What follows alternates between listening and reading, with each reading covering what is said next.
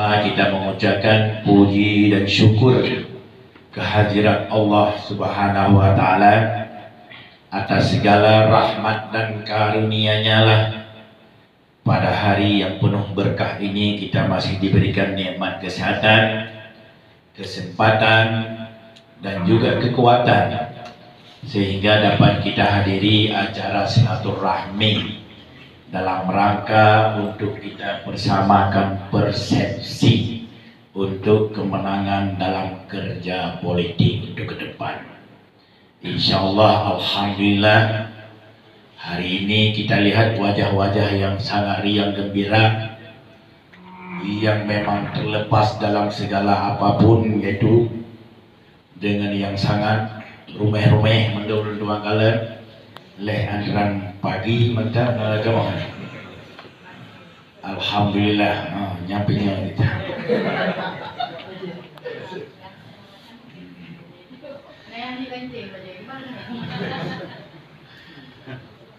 Alhamdulillah, bentuk kebersamaan, nampak kekeluargaan.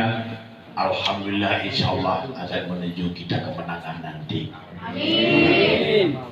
Selawat dan salam mari sama-sama pula kita alamatkan kepada baginda Rasulullah Muhammad sallallahu alaihi wasallam yang telah membawa kita semua daripada alam jahiliyah kepada alam yang penuh berilmu, pengetahuan dan peradaban. Selanjutnya kepada keluarga dan juga sahabat beliau sekalian. Yang saya hormati saudara Korkam dan seluruh para TA yang berhadir, yang kami hormati seluruh para PD yang berhadir dan yang kami banggakan dan yang kami cintai, seluruh para PLD yang sangat luar biasa pada hari ini, insya Allah hampir 100% hadir. Pertama, tentunya saya mengapresiasi dan berterima kasih atas terlaksananya acara silaturahmi pada hari ini, dan juga berterima kasih yang tidak terhitung ribuan terima kasih atas kedatangan para PLD, atas undangan yaitu Korkam, atas perintah saya. Seterusnya adalah hari ini hari yang kedua kami mengevaluasi. Tentunya kenapa kami evaluasi, yaitu para pendamping adalah lahir dari rahim yang namanya adalah Menteri Desa. Sesuai dengan amanah Undang-Undang Desa, sesuai dengan hasil ikhtiar bersama para tokoh di tingkat nasional, tidak lain tidak bukan yang namanya adalah kendaraan PKB. PKB lah menjadi pelapor dalam rangka lahirnya Undang-Undang Nomor 6 Tahun 2014 yang lalu. Disebutlah Undang-Undang Desa. Maka tidak heran apa yang saya sampaikan yang pertama tadi. Kehadiran kita, nikmat yang kita rasakan saat ini, baik sudah mendapatkan yaitu 8 tahun, 9 tahun, 7 tahun dan juga sebagainya. Ini tidak terlepas daripada kerja keras politik. Kerja keras politik. Maka oleh karena itu, pesta demokrasi rakyat ini yang akan berlangsung, tahapan-tahapan sudah dijalankan bersama oleh pemangku kepentingan, baik yaitu penyelenggara di tingkat pusat, di tingkat 2, di tingkat 1, bahkan sampai ke akar rumput. Insya Allah akan menjadi pesta rakyat yang sangat luar biasa pada tanggal 14 bulan 2 kelak. Nah, hari ini adalah gedung sudah terbuka, jalan sudah sangat lebar panjang. Mari kita isikan pesta demokrasi ini adalah dengan riang gembira.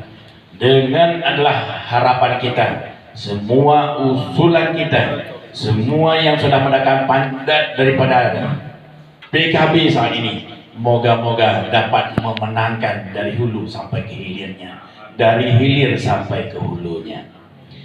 Insya Allah siapa dia calon presiden kita dengan yang sangat populer saat ini adalah Amin. Amin itu adalah Anies dan Muhaimin. Kalau kita berbicara takdir, kalau kita melihat dari apa tren rekod di belakang, rekam jejak apa yang dipertontonkan di tingkat nasional, tidak mungkin adalah Gus yaitu Wapres tidak mungkin berpasangan dengan Anies. Sebab kenapa? Beda ideologi, beda pandangan, beda tata cara dan juga sebagainya. Tetapi adalah Allah berkehendak semua akan menjadi kenyataan. Moga-moga dengan usaha rakyat semua dari Sabang sampai Merauke, dari Aceh sampai ke Papua, insya Allah, alhamdulillah, Allah mengabulkan usaha kita semua. Insya Allah, amin, akan menjadi pemimpin Indonesia kelak. Amin. Kita yakin. Kenapa kita yakin? Arus bawah saat ini adalah sangat menghendaki yang namanya perubahan. Arus bawah saat ini adalah cuma selalu dilafaz dan diucapkan dengan kata-kata sila yang kelima adalah keadilan sosial bagi seluruh rakyat Indonesia. Tapi buktinya adalah kosong semua. Maka saya yakin, mari kita bergerak bersama-sama, kita mulai daripada sudut barat Indonesia, yaitu Aceh. Akan kita gaungkan menjadi pelapor, menjadi adalah agen perubahan untuk Indonesia kelak. Sebab Aceh adalah bahagian daripada negara kesatuan Republik Indonesia. Aceh juga adalah menjadi modal kemerdekaan Indonesia. Maka tidak salah kalau memang ada terjadi pemberontakan di Aceh. Sebab kenapa? Aceh menuntut adalah bukan merdeka yang sebenarnya, tetapi adalah menuntut namanya sila yang kelima, yaitu keadilan.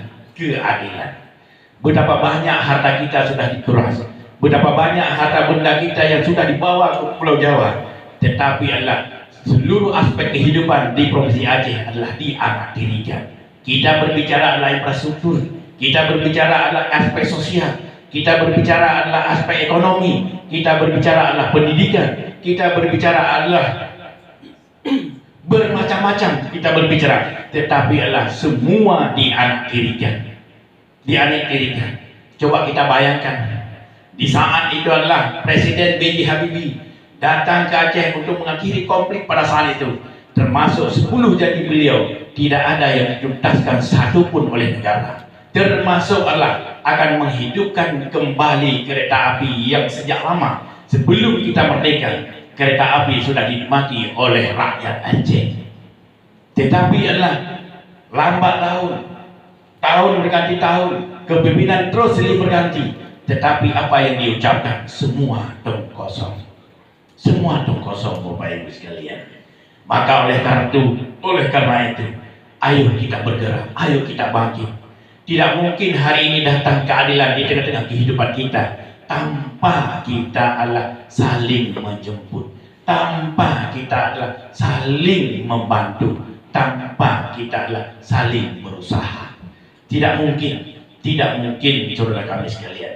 Begitu juga dalam kehidupan kerja kita sehari-hari ini. Ini adalah tidak wajar dan tidak sebanding apa yang kita laksanakan, apa yang kita kerjakan untuk memfollow up, untuk mensukseskan yaitu undang-undang desa, untuk mensukseskan anggaran supaya adalah para pemangku kepentingan yang ada di desa tepat sasaran dalam rangka dalam membawa yaitu untuk kepentingan perubahan di tengah masyarakat di desa. Tetapi adalah jerih yang kita dapatlah jauh panggang dari api. Apalagi PLD saat ini baru 2 juta sekian dapat. Yang kita adalah tanggung jawab sampai 4 desa mau kita sukseskan yang nama adalah desa. Maka untuk ke depan harus kita rubah pola. Jangan adalah kewajiban kita yang dituntut, tetapi hak jerih kita diabaikan. Maka setuju untuk ke depan harus kita naikkan jerih perangkat yaitu PLT. Maka kalau itu mau, tentunya kita